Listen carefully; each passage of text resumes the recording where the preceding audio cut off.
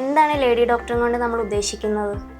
Lady doctor ഒരു trust വർത്തി പ്ലാറ്റ്ഫോമാണ്. അതിൽ ladies of all age groups എന്നിട്ട് ലൈക്ക് മെനാർക്കി ആവാത്ത, മെൻസ്ട്രൽ സൈക്കിൾ തുടങ്ങിയിട്ട് മെൻസ്ട്രൽ സൈക്കിൾ ആയ കുട്ടികളും ടീനേജേഴ്സും മെനോപോസ് ആയവരും അല്ലെങ്കിൽ ഓൾഡ് ഏജ് ആയുള്ള ലേഡീസ് ആയാലും ആർക്ക് വേണമെങ്കിലും ലേഡി ഡോക്ടർ ത്രൂ ആയിട്ട് ഓൺലൈൻ ആയാലും ഓഫ്ലൈൻ ആയിട്ടായാലും കൺസൾട്ട് ചെയ്യാൻ പറ്റുന്ന ഒരു പ്ലാറ്റ്ഫോമാണ് ലേഡി ഡോക്ടർ ക്ലിനിക്ക്. ഇപ്പം മെൻ്റലി ഒരാൾക്ക് ലേഡി ഡോക്ടറായിട്ട് ഇൻട്രാക്ട് ചെയ്ത് കഴിഞ്ഞാൽ അവർക്കിപ്പോൾ കൗൺസിലിംഗ് അങ്ങനെ മുതലായിട്ട് നമുക്ക് പ്രൊവൈഡ് ചെയ്യാൻ പറ്റുമോ? കൂടുതലും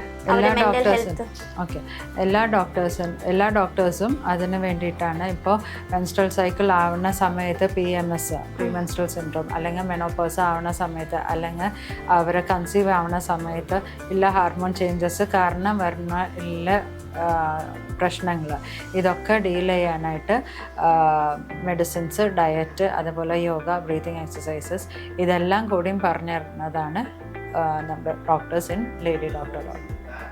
ഇന്നത്തെ കാലത്ത് 35 വയസ്സിന് ശേഷമുള്ള സ്ത്രീകളിൽ ഏറ്റവും കൂടുതൽ കണ്ടുവരുന്നതാണ് മൂഡ് സ്വിങ്സ്. അത് മെനോപോസ് അടുപ്പിച്ച് വരുമ്പോഴാണ് അതിനെ കാണുന്നത്. അപ്പോൾ അതിനെപ്പറ്റി ലേഡി ഡോക്ടറായ അങ്ങക്ക് എന്താ അഭിപ്രായം പറയാനുള്ളത്? ഓക്കെ, ഫസ്റ്റ് ലേഡീസ് മനസ്സിലാക്കേണ്ടത് എന്താണെന്ന് വെച്ചാൽ മെനോപോസ് എന്ന് പറയുന്നത് ഒരു 6 മാസം അല്ലെങ്കിൽ ഒരു വർഷത്തിൽ തീരുന്ന ഒരു പ്രോബ്ലം അല്ല. മെനോപോസ് എന്ന് പറയുന്നത് ചിലപ്പോൾ 6 to 10 years വരെ നീണ്ടു നിൽക്കുന്ന ഒരു പ്രോബ്ലം എന്നാണ്. അപ്പോൾ ഫേസാണ്. അപ്പോൾ അതിൽ അവർക്ക് മൂഡ് സ്വിങ്സും ബോഡി ചേഞ്ചസും വെയിറ്റ് വെക്കലും, വെയിറ്റ് ചിലപ്പോൾ കുറയും, വെയിറ്റ് ചിലപ്പോൾ ഗെയിൻ ആവും, മൂഡ് സ്വിങ്സും ഇതൊക്കെ ഉണ്ടാവുന്നതാണ്.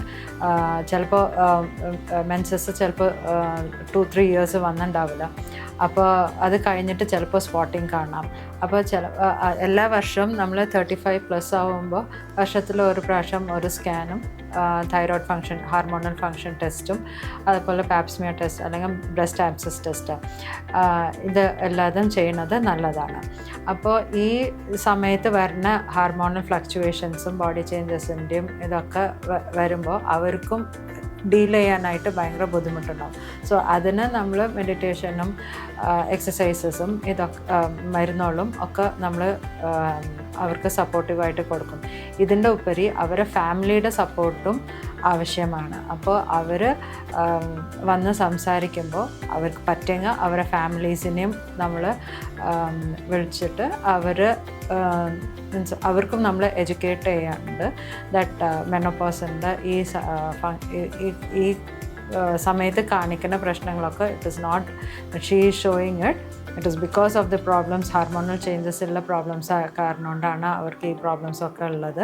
സോ അതിന് നിങ്ങളുടെ സപ്പോർട്ടും ഉണ്ടാവണം എന്ന് പറഞ്ഞിട്ട് നമ്മൾ ഫാമിലീസിന്, ഹസ്ബൻഡ് ആയാലും അവരെ സൺ, ഡോട്ടർ, അവരെ കുട്ടികളുടെ ചിൽഡ്രനെ ആയാലും നമ്മൾ അവരെ എഡ്യൂക്കേറ്റ് ചെയ്തിട്ടാണ് നമ്മൾ വിടാനുള്ളത്.